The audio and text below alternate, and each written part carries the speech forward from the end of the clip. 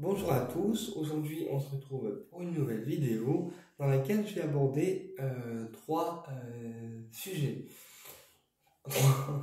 Trois sujets en un en fait. Donc, déjà, je vais parler des deux médecines que nous on connaît à l'heure actuelle. Donc, la médecine physique, qui sont les médecins qu'on peut consulter quand on est malade, quand on a un problème particulier, voilà, on reçoit des médicaments qui permettent de régler le problème. Donc ça, ce sont les médecins physiques, d'accord.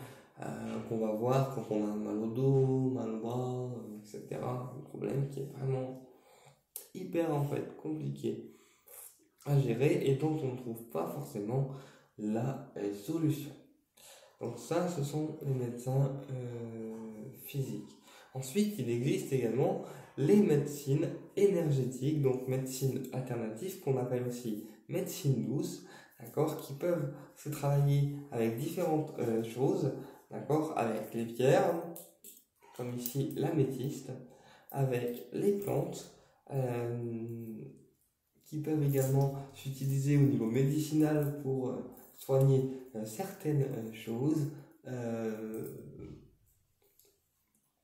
Dans ces cas-là, ça s'appliquera plus à de la magie en fait verte, puisque la magie verte se pratique avec les plantes. Et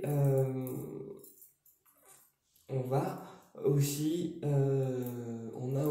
en fait, pour moi, la médecine avec les couleurs, qu'on appelle également chromathérapie. Alors, c'est pas forcément une médecine physique qu'on peut voir et toucher, mais il a été prouvé avec les couleurs que certaines couleurs pouvaient réveiller certaines émotions. C'est pour ça qu'en lithothérapie, on utilise également le cercle chromatique pour déterminer en fait quelle pierre vous correspond le mieux. D'accord? Et avec quelle couleur il vous faut travailler. D'accord? Voilà. Donc ça, ce sont les médecines douces. Les médecines énergétiques en font partie, comme le Lao Tzu, comme le Reiki, comme le triangle d'or d'Isis. Voilà, ce sont des médecines douces. Après, je suis pas là pour vous dire, pour vous dissuader de consulter les médecins physiques ni les médecines douces. Je suis là pour vous dire que pour moi, médecine peut être compatible à condition que les médecins physiques s'ouvrent un petit peu plus à la médecine qu'on décrira comme étant une médecine alternative. Voilà. Comme une guérison, oui, une guérison avec la médecine douce. Voilà.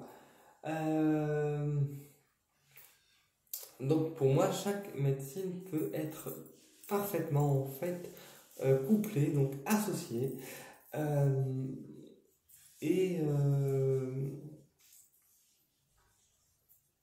pour moi, je pense que s'il y avait plus de naturopathes, de lithothérapeutes, avec les médecins, on va dire physiques, la médecine ferait encore plus de progrès, bien qu'elle n'en fait pas, bien qu'elle en fait déjà. Mais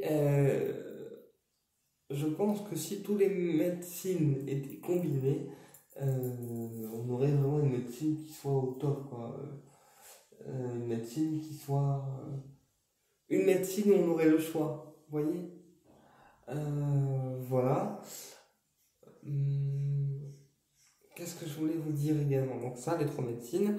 Et après, on a également les médecines énergétiques, donc les médecines alternatives dont on peut utiliser également pour aider à récupérer de l'énergie. Par exemple, si on est en manque d'énergie, on peut très bien se faire un soin énergétique pour récupérer et réactiver le système immunitaire, réactiver le système énergétique, pour pouvoir récupérer de la force, récupérer du calme, récupérer aussi certaines capacités, certains dons en fait qu'on aurait oubliés pour pouvoir les réactiver.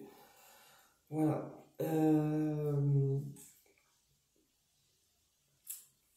Puisque on apprend en fait tous les jours et tous les jours est un jour en fait d'apprentissage.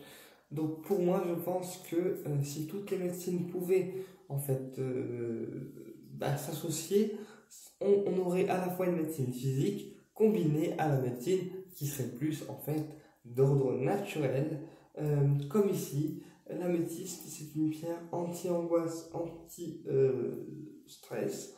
et comme elle est en fait anti-angoisse, anti-stress, on le sait, l'améthyste est relié au chakra coronal,